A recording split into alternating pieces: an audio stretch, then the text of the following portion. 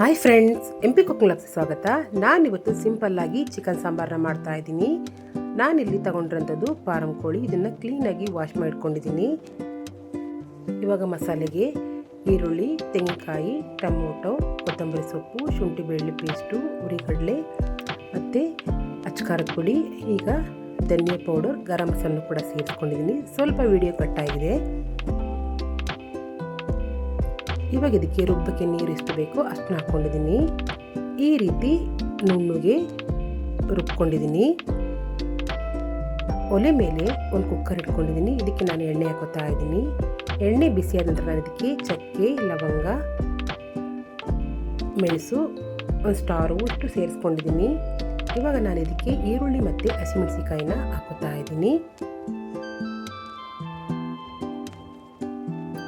ನಂತರ ನಾನಿವಾಗ ಇದಕ್ಕೆ ಟೊಮೊಟೊನ ಸೇರಿಸ್ಕೊತಾ ಇದ್ದೀನಿ.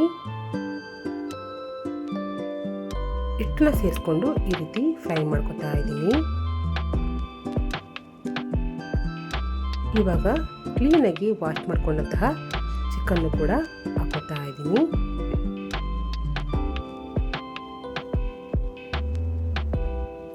ಇದ್ರ ಮೇಲೆ ಅರಿಶಿನ ಪುಡಿನೂ ಕೂಡ ಸೇರಿಸ್ಕೊತಾ ಇದ್ದೀನಿ. ಕೊನೆಯಲ್ಲಿ ಉಪ್ಪು ಕೂಡ ಹಾಕೋತಾ ಇದ್ದೀನಿ. ಈ ರೀತಿ ಮಾಡೋದ್ರಿಂದ ಚಿಕನ್ಗೆ ಚೆನ್ನಾಗಿ ಉಪ್ಪು ಕೂಡ ಇಟ್ಕೊಳ್ಳುತ್ತೆ.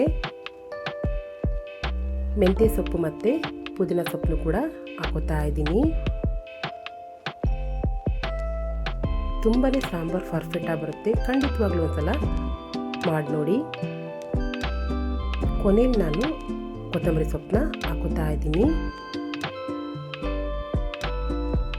ಇಷ್ಟನ್ನು ಹಾಕ್ಕೊಂಡು ಎಲ್ಲನೂ ಮಿಕ್ಸ್ ಮಾಡ್ಕೊತಾ ಇದ್ದೀನಿ.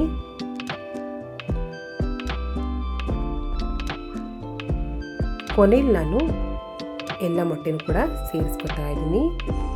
ಮೊಟ್ಟೆನ ಮೊದಲೇ ಹಾಕೋದ್ರಿಂದ ಎಲ್ಲ ಕಲಿಸ್ದಂಗೆ ಆಗುತ್ತೆ. ಅದಕ್ಕೋಸ್ಕರ ನಾನು ಕೊನೆಯಲ್ಲಿ ಮೊಟ್ಟೆನ ಹಾಕೋತಾ ಇದ್ದೀನಿ. ಯುಗಾದಿ ಹೊರತೊಡಕಿಗೆ ಖಂಡಿತವಾಗ್ಲೂ ಈ ಸಾಂಬಾರು ರೆಸಿಪಿನ ಒಂದ್ಸಲ ಟ್ರೈ ಮಾಡಿ ನೋಡಿ. ಇವಾಗ ನಾನು ಮುಚ್ಚಳ ಹಾಕೋತಾ ಇದ್ದೀನಿ. ಒಂದು 3 ವಿಷಲ್ ಕೂಗಿಸ್ಕೊತಾ ಇದ್ದೀನಿ. ಮುಚ್ಚಳನ್ನು ಕೂಡ ತೆಗೆದಿದ್ದೀನಿ. ನೀವೇ ನೋಡ್ಬೋದು, ಚಿಕನ್ನು ಮತ್ತು ಮೊಟ್ಟೆನೂ ಕೂಡ ತುಂಬ ಚೆನ್ನಾಗಿ ಬೆಂದಿದೆ. ಈ ರೀತಿ ನಿಧಾನವಾಗಿ ಕೈ ಆಡಿಸ್ಕೊತಾ ಇದ್ದೀನಿ. ರುಬ್ಬಿರೋಂತಹ ಮಸಾಲನ ಹಾಕೋತಾ ಇದ್ದೀನಿ.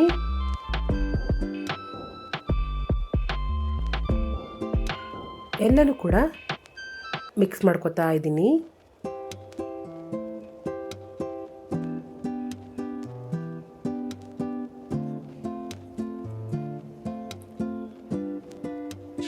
ನೀರನ್ನು ಕೂಡ ಮಿಕ್ಸ್ ಮಾಡ್ಕೊತಾ ಇದ್ದೀನಿ. ಈ ಟೈಮಲ್ಲಿ ನೀವು ನಿಮ್ಗೆ ಯಾವ್ದಕ್ಕೆ ಬೇಕೋ ಆ ರೀತಿ ನೀವು ನೀರನ್ನ ಸೇರಿಸ್ಕೋಬೋದು. ನನಗೆ ಮುದ್ದೆ ಜೊತೆ ಬೇಕಾಗಿರೋಂಥ ಸ್ವಲ್ಪ ತೆಳುವನೆ ಮಾಡ್ಕೊತಾ ಇದ್ದೀನಿ. ನೀವೇ ನೋಡ್ಬೋದು.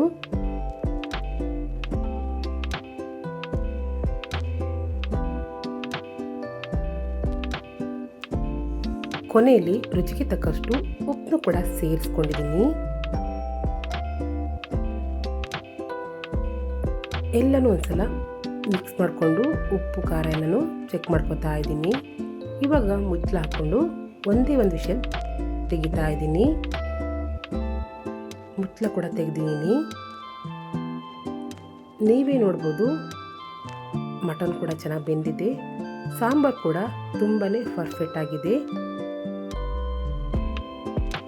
ಯಾವುದೇ ರೀತಿ ತೆಳುವೂ ಆಗಿಲ್ಲ, ಗಟ್ಟಿನೂ ಆಗಿಲ್ಲ.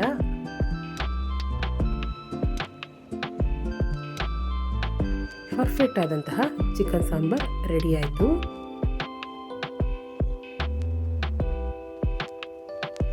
ಇವಾಗ ಇದನ್ನು ಮುದ್ದೆ ಜೊತೆ ಸರ್ವ್ ಮಾಡ್ಕೊತಾ ಇದ್ದೀನಿ.